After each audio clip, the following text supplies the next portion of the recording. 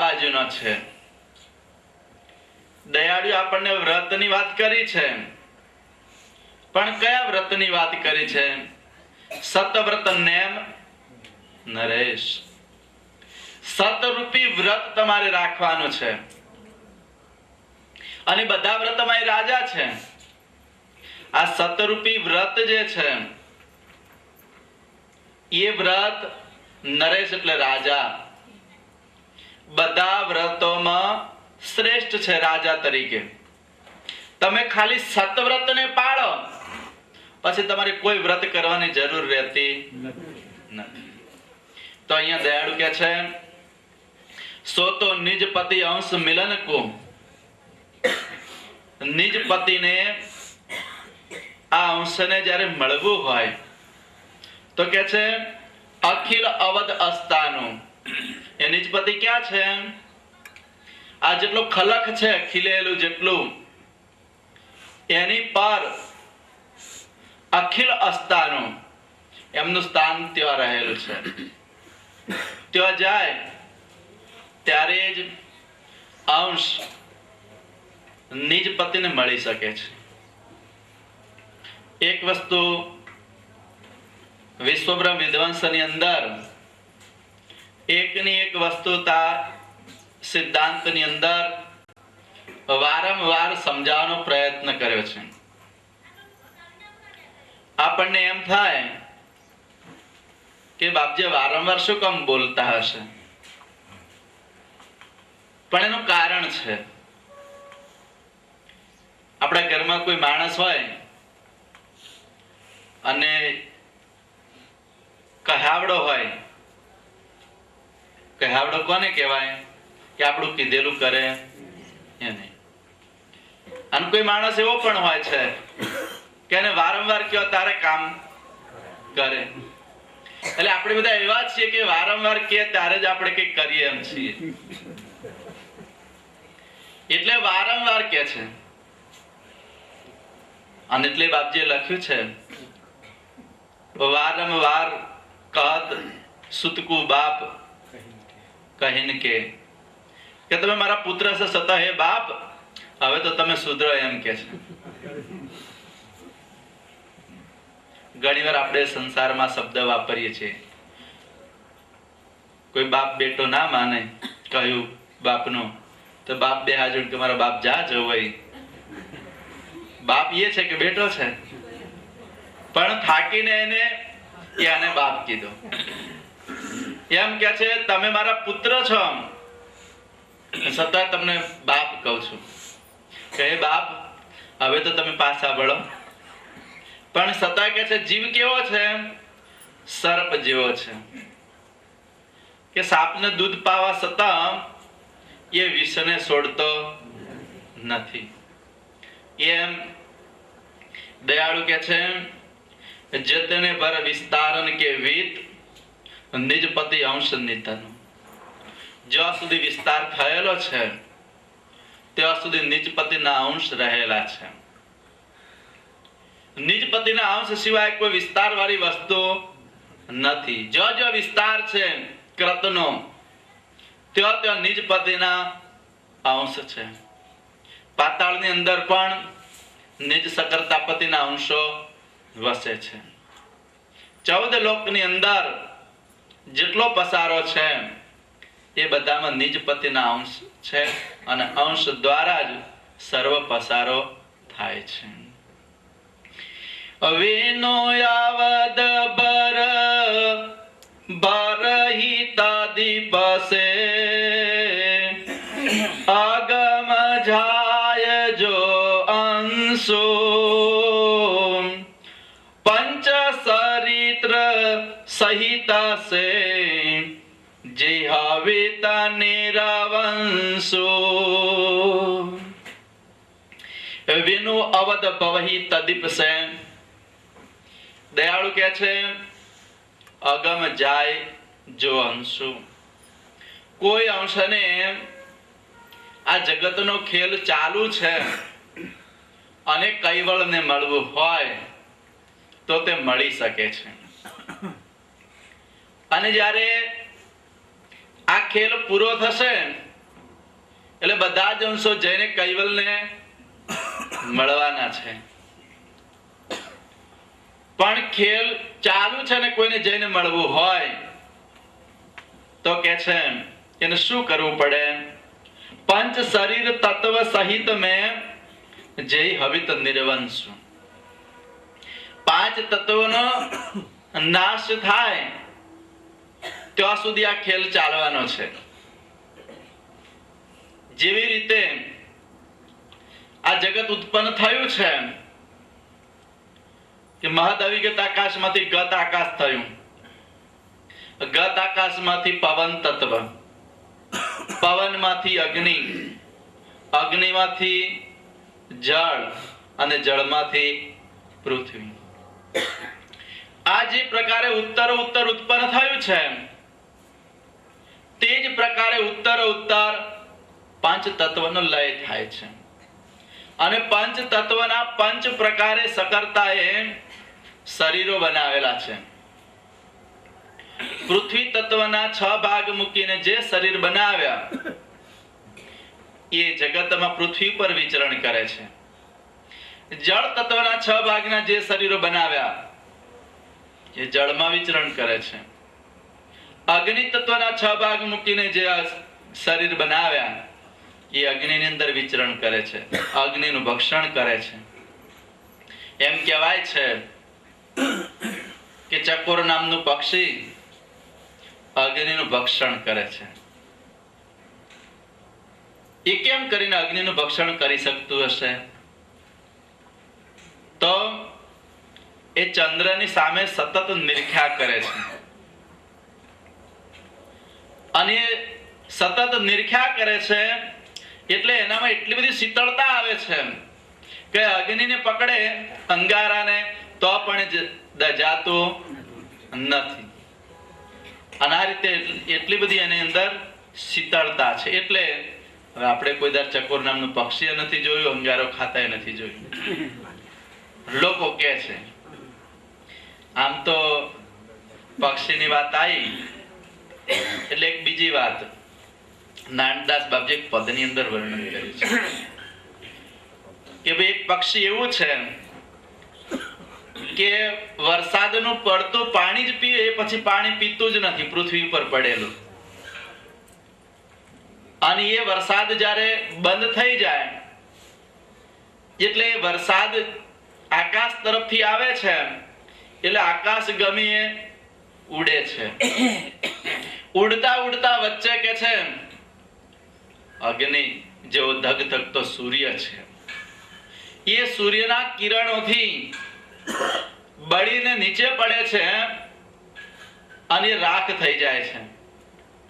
અને વરસાદ આવે એટલે આ રાખને પાણી અડે એટલે પાછો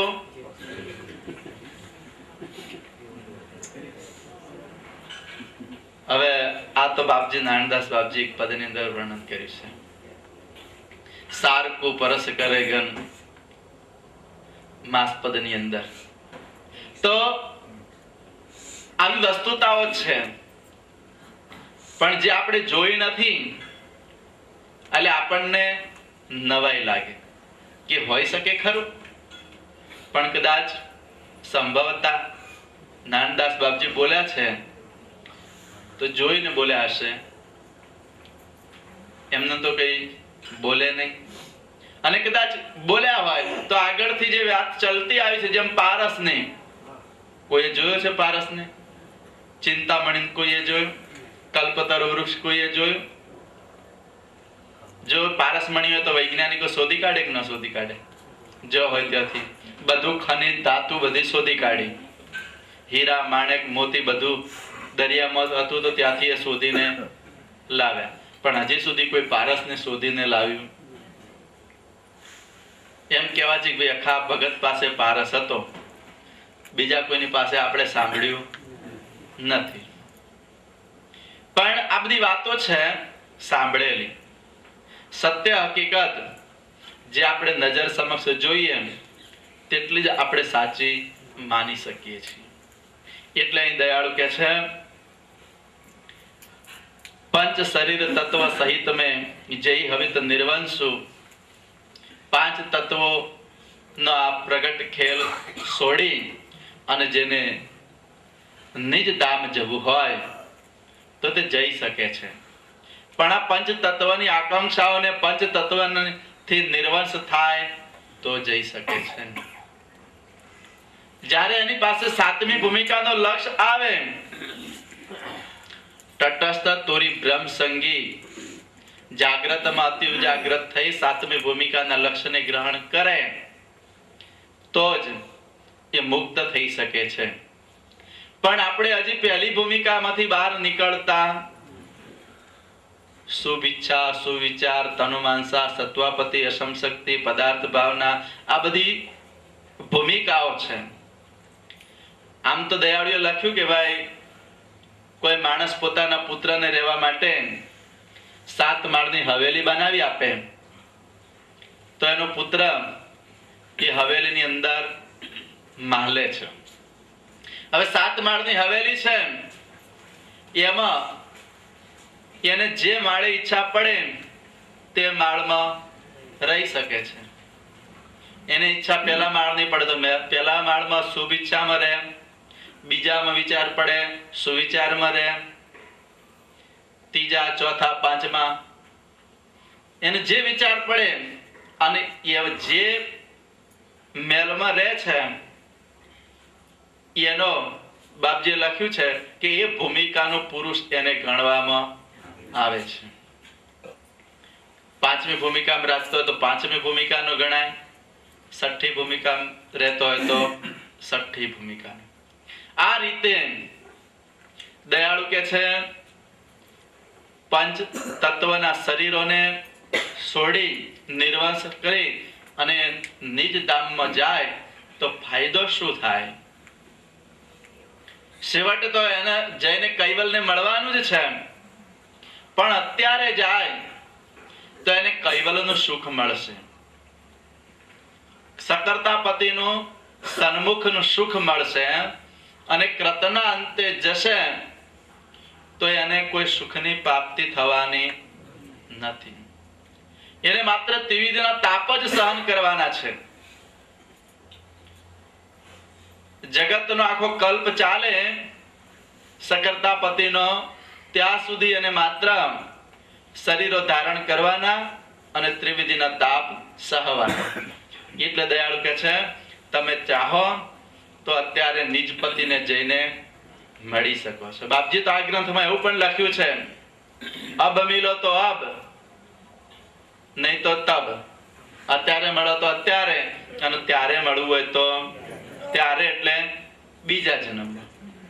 અત્યારે તમારી ઈચ્છા ના થાય અને બીજા જન્મમાં મળવું હોય તો પણ તમે એ વખતે પણ મળી શકશો. કેમ કે એ વખતે પણ મારું જ્ઞાન જગતમાં પ્રચલિત છે. આ જ્ઞાનનો લોપ થવાનો નથી. એટલે ફરી જન્મીશું અને એવું શું ખાતરી કે આપણે ફરી આ બીજા જન્મમાં પરમ ગુરુનું જ્ઞાન ગ્રહણ નહીં કર્યું હોય?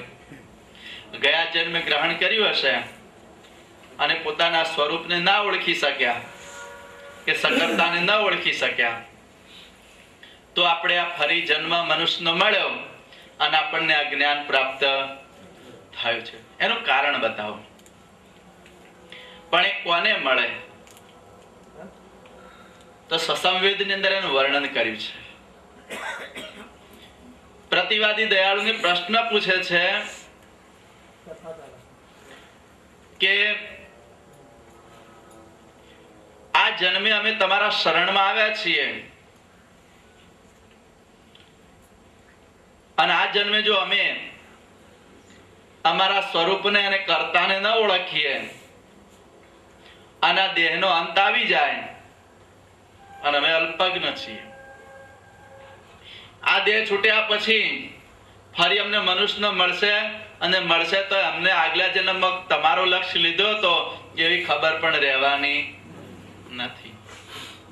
તો અમારું તો કરેલું બધું વ્યર્થ જશે. એટલે દયાળુ એક દ્રષ્ટાંત આપીને સમજાવે છે કે તમારું કરેલું વ્યર્થ નહીં જાય, પણ કોનું કરેલું વ્યર્થ ન જાય?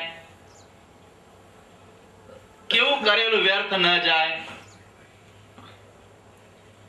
આપણે જે કરીએ છીએ એ બધું લેખે લાગશે કે નહીં લાગે? તો દયાળુનું દ્રષ્ટાંત આપે છે કે કોઈ એક સ્ત્રી હતી, એને કોઈ પુરુષ સાથે સંબંધ બંધાયો.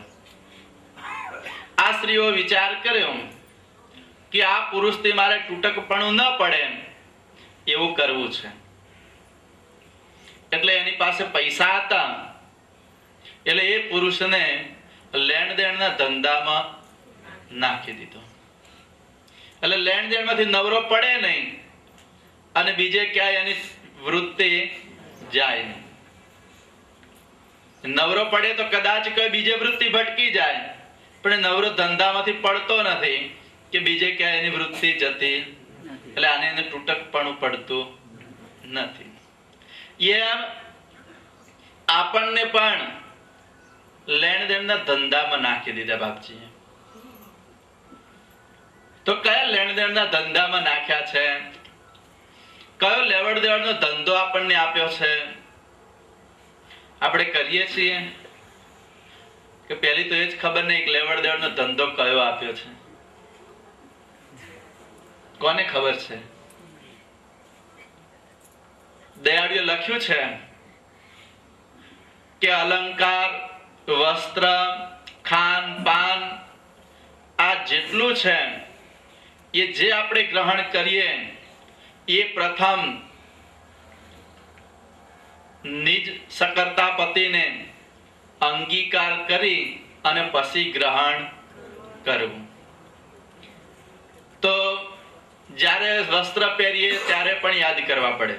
એટલે વસ્ત્ર એમને સમર્પિત કરવાનું. શું પહેરવાના છે? તો શા માટે સમર્પિત કરવાની વાત કરી?